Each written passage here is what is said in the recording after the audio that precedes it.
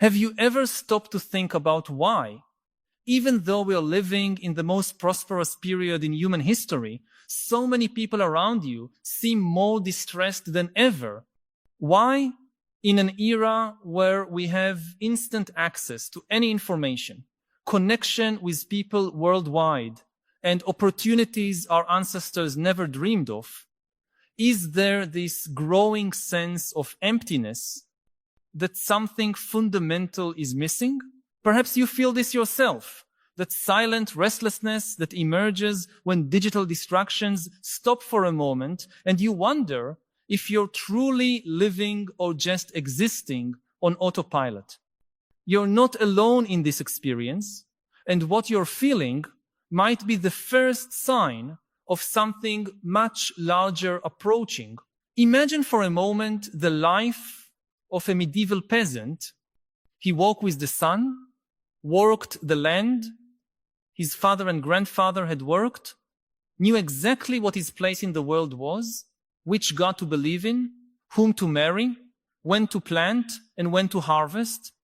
His life was difficult, certainly marked by scarcity, disease, and early death.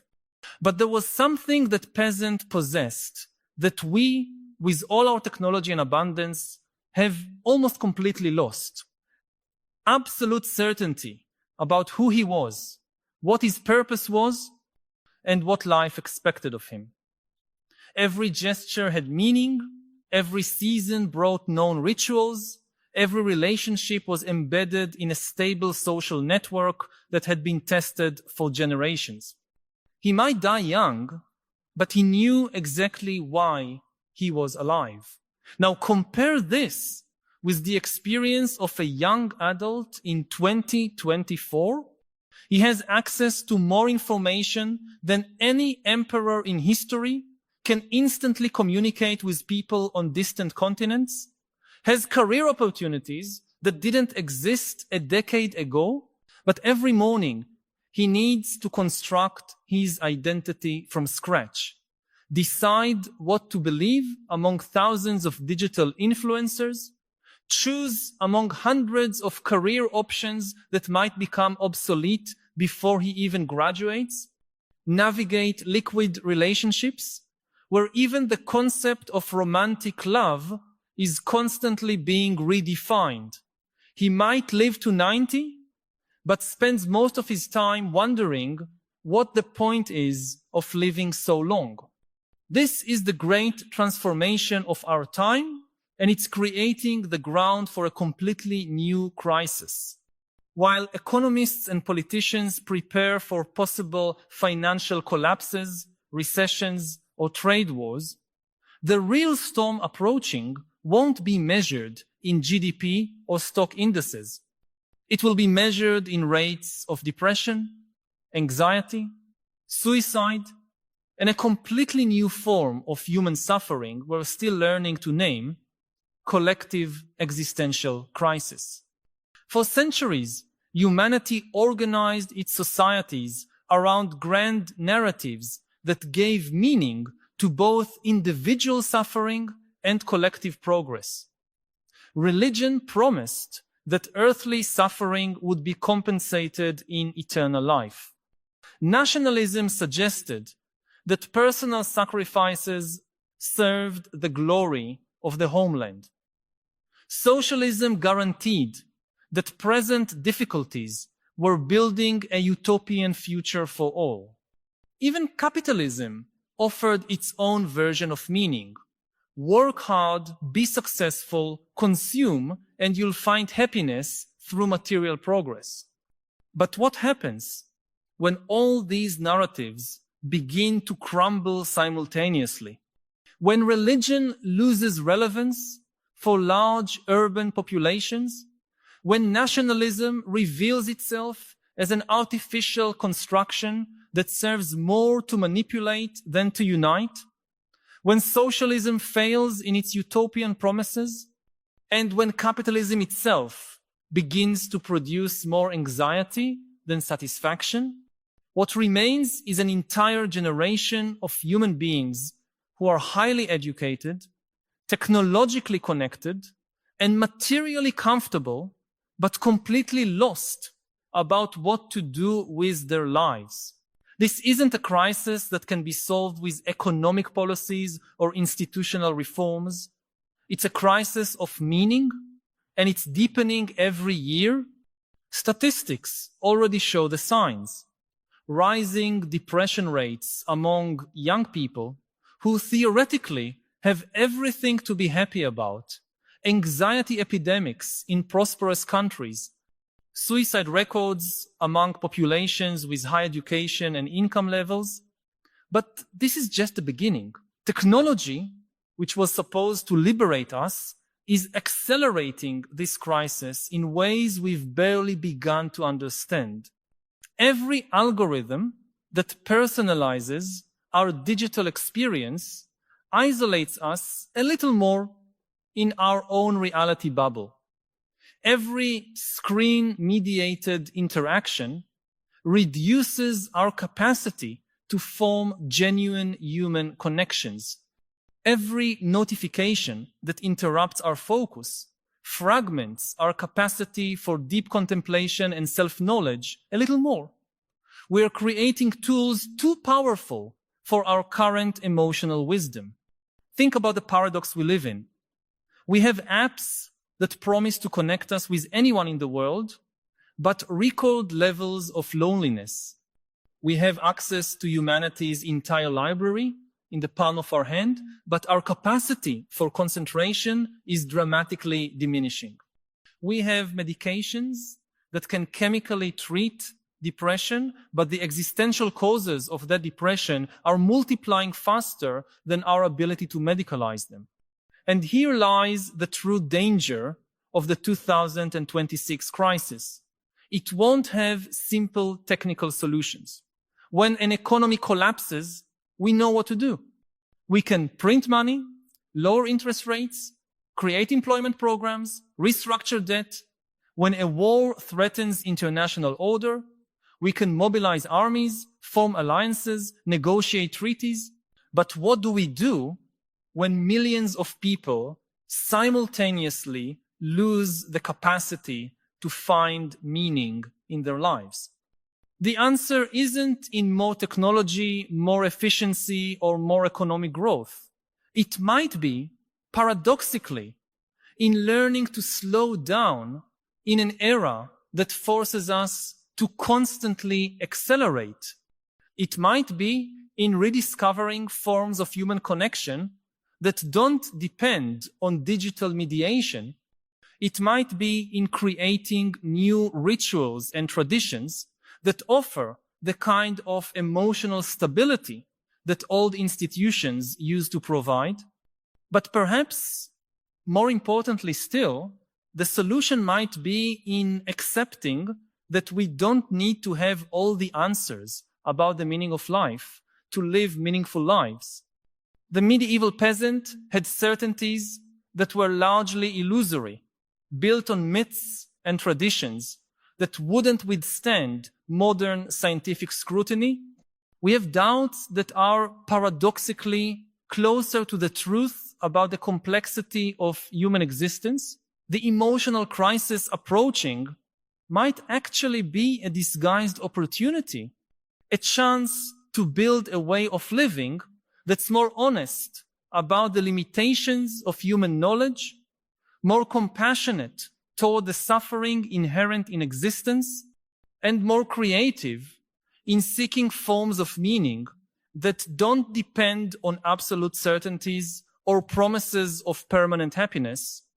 Let me pause for a moment to ask, do you recognize in your own life this constant search for meaning in a world that seems to offer fewer and fewer reliable narratives about how to live?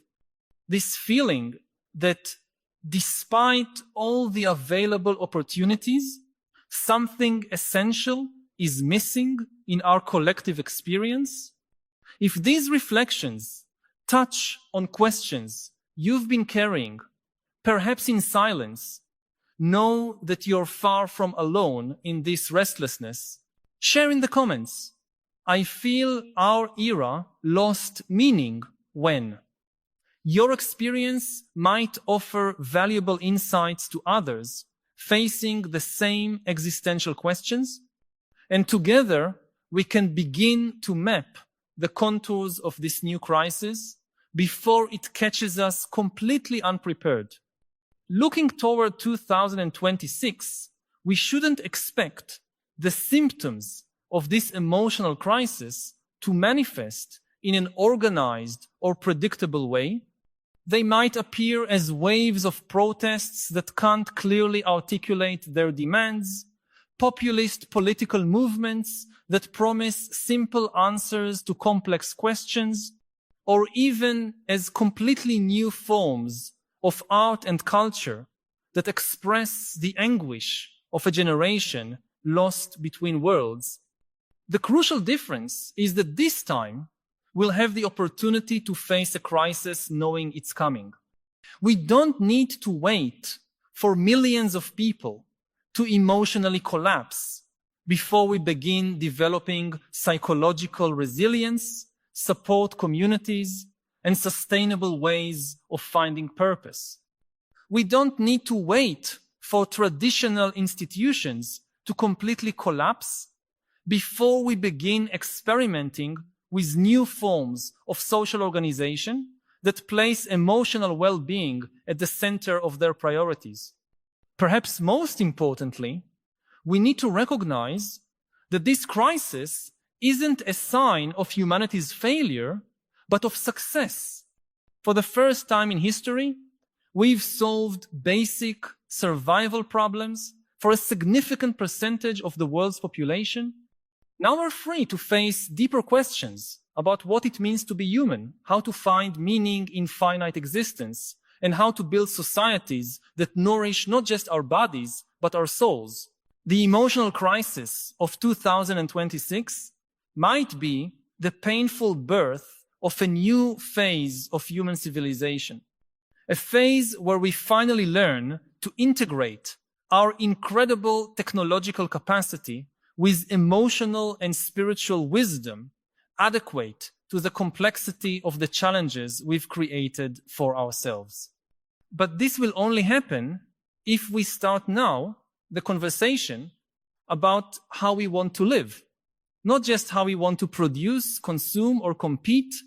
If you feel these reflections touched on something important about the challenges we face, both individually and as a society, I invite you to be part of this ongoing discussion.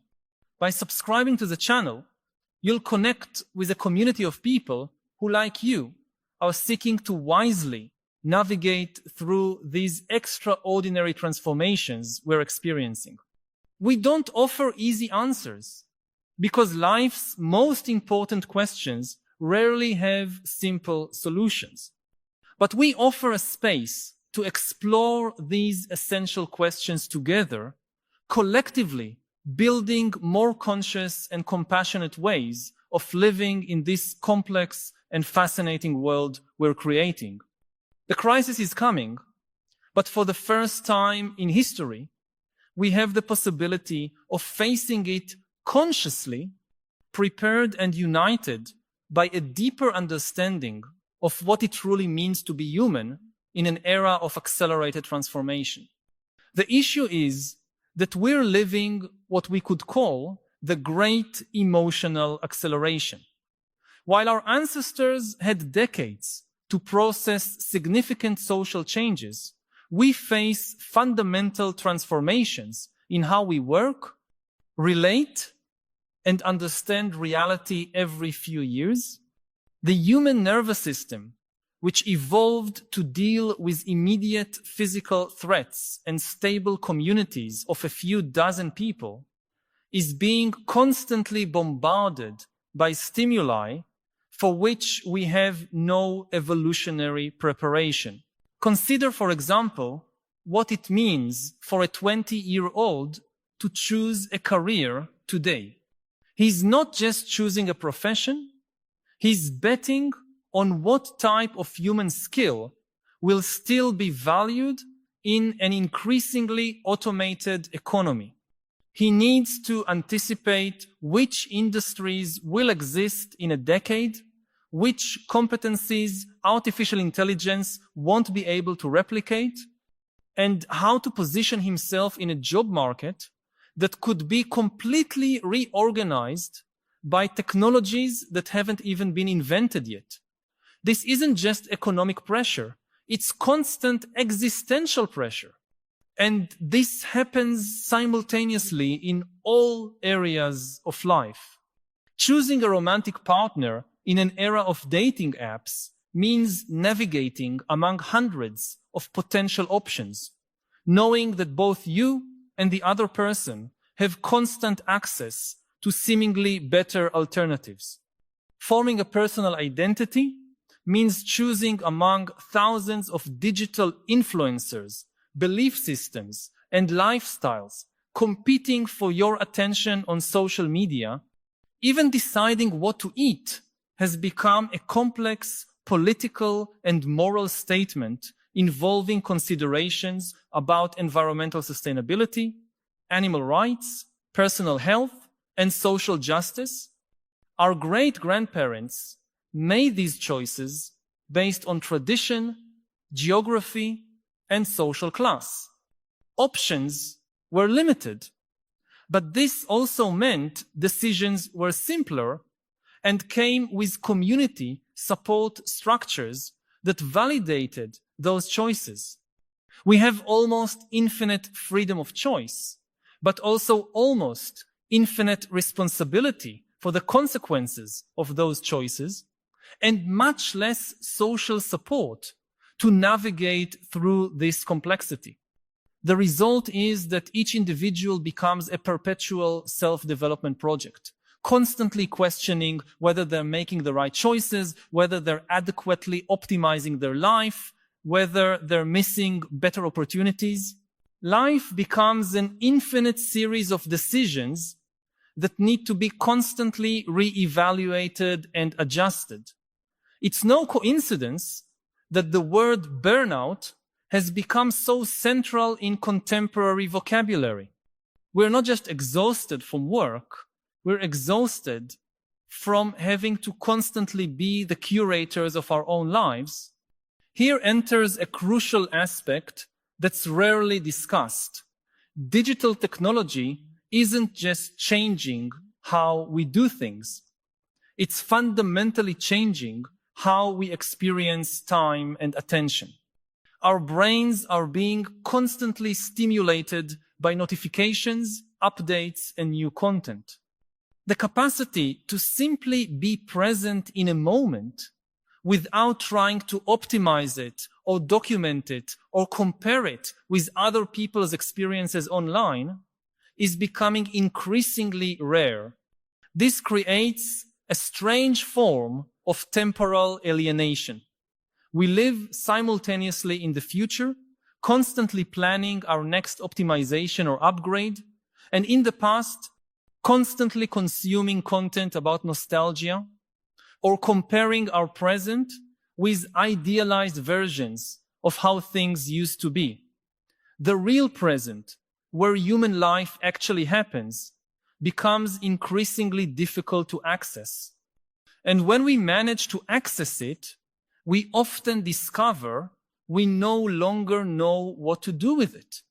How many times have you had a few free minutes and immediately picked up your phone, not because you had something specific to do, but because the silence of your own mind had become uncomfortable? We are losing the capacity to be alone with our own thoughts, and consequently, losing access to the psychological processes we traditionally used to process difficult experiences and integrate learnings about ourselves. The 2026 crisis won't just be about individuals feeling lost. It will be about the collapse of collective systems that used to help people process emotional difficulties. Traditional institutions of psychological support, extended family, religious communities, local associations, even stable workplaces where people developed lasting relationships, are being rapidly replaced by more superficial and transitory digital connections. When someone faced a personal crisis 50 years ago, there were established social structures to offer support. Extended family gathered, the religious community offered healing rituals and meaning, neighbors provided practical help. Today, a person in emotional crisis often finds themselves alone with their own psychological resources, perhaps with access to professional therapy if they have financial means, but without the informal support networks that historically sustained people through difficult periods. Paradoxically, this happens at a time when theoretically we're more connected than ever. But digital connection isn't equivalent to real emotional support. You can have 1,000 online followers and still feel profoundly alone when facing a real crisis. You can be constantly in contact with people through messages and still have no one you can honestly talk to about your deepest doubts. Even more problematic is that digital platforms often amplify constant social comparison. Every personal experience is unconsciously compared with curated and optimized versions of other people's lives we see online. This creates a completely new form of psychological suffering in human history. The constant feeling that everyone else is living more interesting, more successful, and more meaningful lives than ours. This phenomenon is creating what we might call comparative depression. It's not traditional clinical depression caused by chemical imbalances or specific traumas. It's a subtler, but perhaps more pervasive form of existential dissatisfaction caused by constant exposure to lives that seem more successful than ours. And since these comparisons are based on highly edited representations of other people's reality, it's a competition that's impossible to win. Now imagine this multiplying on a social scale. It's not just individuals facing these pressures. It's entire societies trying to navigate transformations for which we have no historical precedents.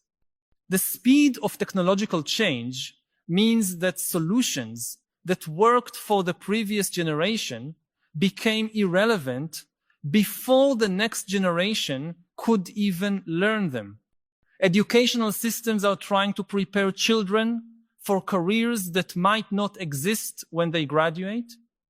Political systems are trying to regulate technologies that evolve faster than the capacity to create legislation. Healthcare systems are trying to treat forms of psychological suffering that didn't exist when most treatment protocols were developed. It's in this context that we must understand the 2026 crisis not as an isolated event, but as the moment when these accumulated tensions reach a critical tipping point. It will be the moment when an entire generation that grew up with these pressures reaches full adulthood, assuming leadership positions in a society they perceive as fundamentally dysfunctional.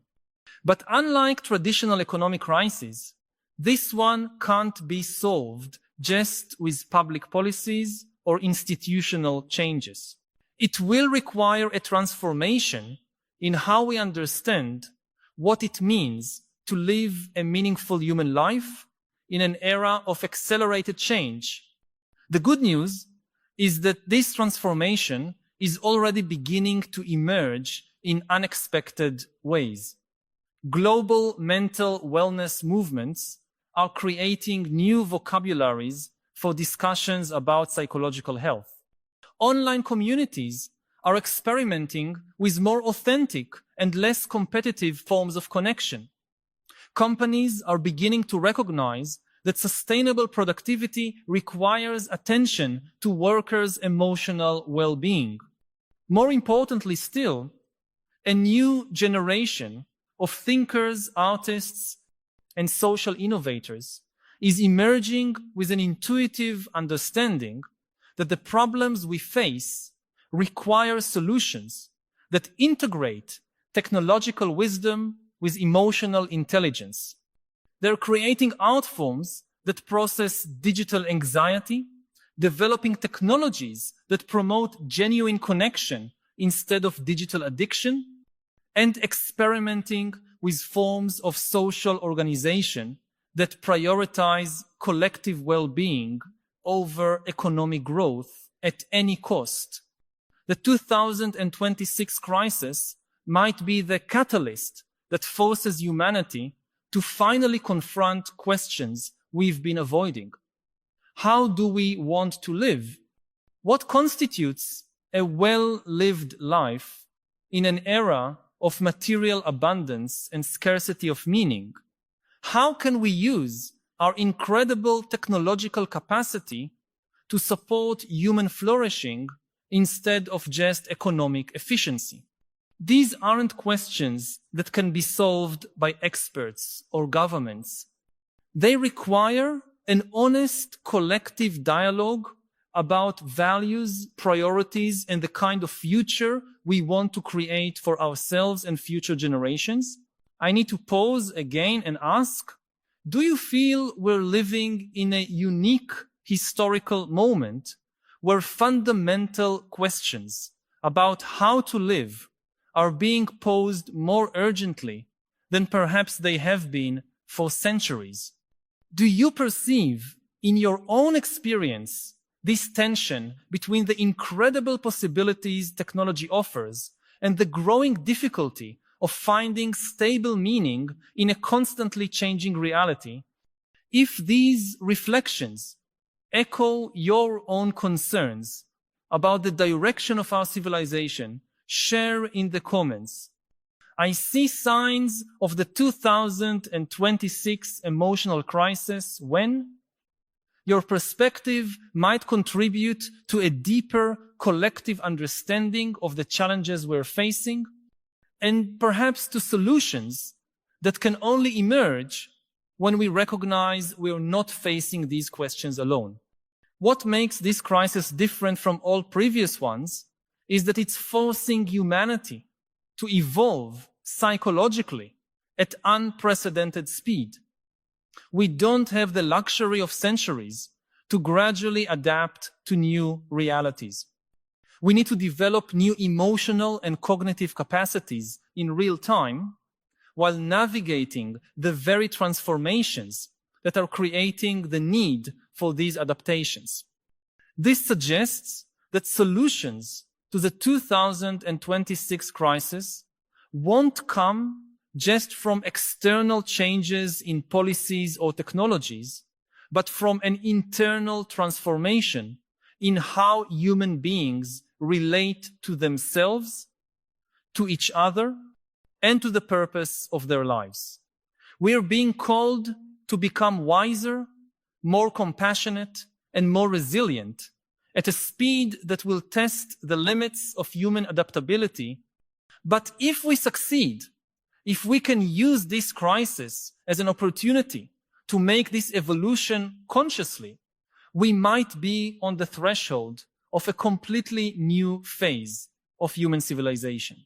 A phase where we finally learn to live according to our true nature as meaning-seeking beings in harmony with the powerful tools we've created, in a society that nurtures both our individual potential and our collective well-being.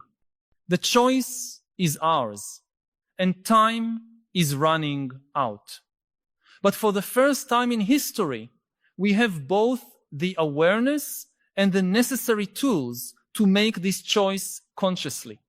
The question is whether we'll have the courage and wisdom to do it before the crisis forces us into changes that might be much more traumatic than the transformations we could consciously choose today. If you've made it this far in this reflection, you're probably someone who feels the urgency of these questions in your own life. I invite you to join this ongoing conversation about how we can collectively navigate through this extraordinary transformation. By subscribing to the channel, you'll become part of a community of people committed to developing both intellectual understanding and